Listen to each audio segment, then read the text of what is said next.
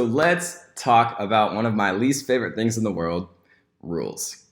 But rules, when they are concerning Facebook, are actually incredibly useful. And we're going to talk about some of my favorite ways to actually use rules to really make automating your ad sets so much more efficient and simple when you actually start to have a lot of them, right? Because if you have 100 ad sets, it's very difficult to go through all of them individually and say, okay, I want to scale this one 15%. I want to, pause any of them that have my cost per purchase over $5 or things like that. But with rules, you can make that incredibly easy. And so let's talk about how I like to use these. The way that I like to use them is with all active ad sets. And you can do this a couple of different ways. The two main ways that I like to use it are turning off ad sets and adjusting the budget. For the first one, we're talking about turning off ad sets. So what we're going to do is, if we want to make sure that we turn off any ad sets that are getting a little bit too expensive, we first have to establish what our kind of acceptable cost per purchase is. So let's say that we're selling, Bluetooth headphones on Shopify, and we realize that, okay, our profit per sale is about $5. And so if we want to turn off all ad sets that are our cost per purchase, right? And when I say cost per purchase, I mean the amount of advertising dollars that we're giving Facebook in order to get one purchase, right? So the amount of money we're spending on ads to get one purchase in return. So if our cost per purchase, and I like to do cost per website purchase. Okay, so down here in website conversions by Facebook Pixel, I like to do purchases. So this means that we're going to turn off all ad sets if the conditions match the following. The purchases on the Facebook Pixel is greater than $5, right? So this means that if at any time an ad set is costing more than $5 per purchase, this rule will automatically turn it off. And the best results that I've gotten for time range is actually the running average over the last 3 days. And you can leave the attribution window according to account default.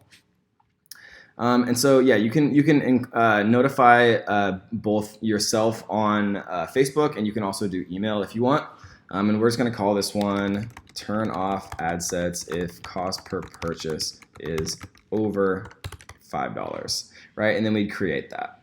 And so let's talk about the other most common way that I like to use rules, and that is actually to increase budget.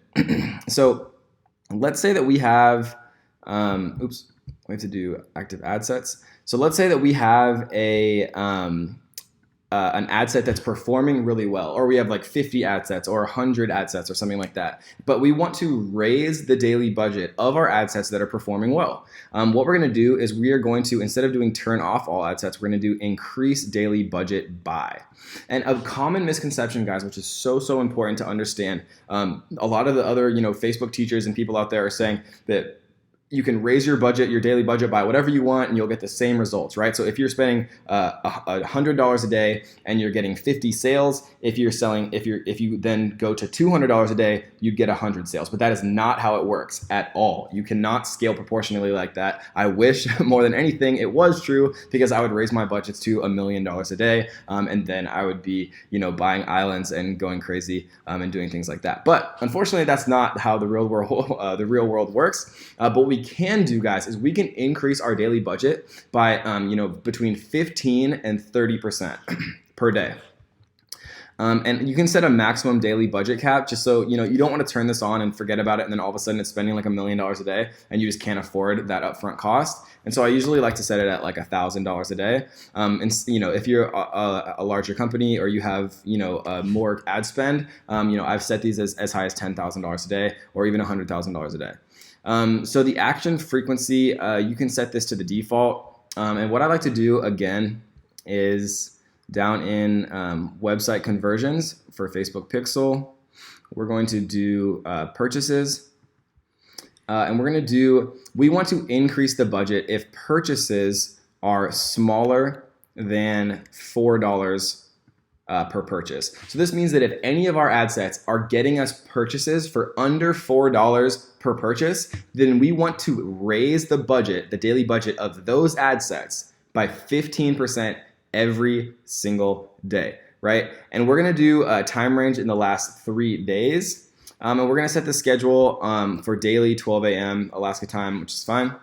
You can set a custom schedule if you want, but I generally just like to leave it on the default for here. And again, you can set a custom here if you want, but I like to just leave it again on the default.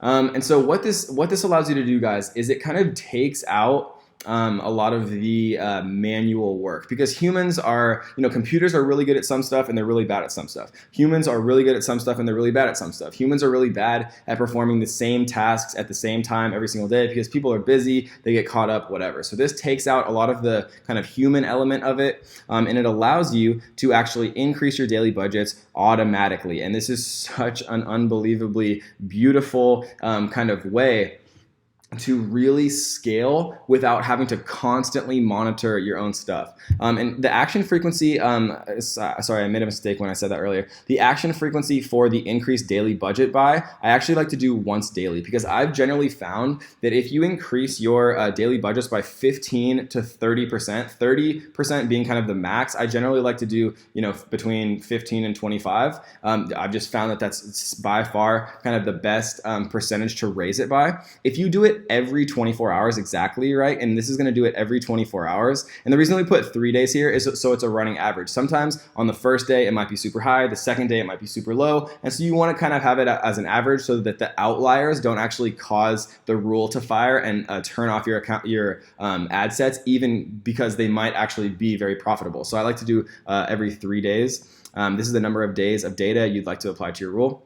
But if you increase the daily budget by 15%, every 24 hours, you're going to have very, very good results for this particular rule. So that is rules, guys. That's automation rules. That is one of the best ways that you can possibly save yourself so much time, especially if you're running a Facebook ad agency. I had people who didn't know about this who were spending like 20 to 30 hours a week just going through and manually adjusting ad set after ad set for literally hundreds of ad sets for all of their different clients. And I was like, man, you gotta check out these Facebook rules. And they're like, oh my God, Kevin, you've literally saved me 30 hours a week where they can, devote to finding new clients or just relaxing and having a beer on the beach, right? So that is the automation rules, and they are going to save you so much time and energy. I can't even describe it to you. And learning this stuff the right way from the beginning, guys, you won't even realize how much time you save, which is basically going to mean that I did my job correctly. But if you did learn this the wrong way, or you've been doing it a different way and you're seeing these, you probably understand how unbelievably beautiful and amazing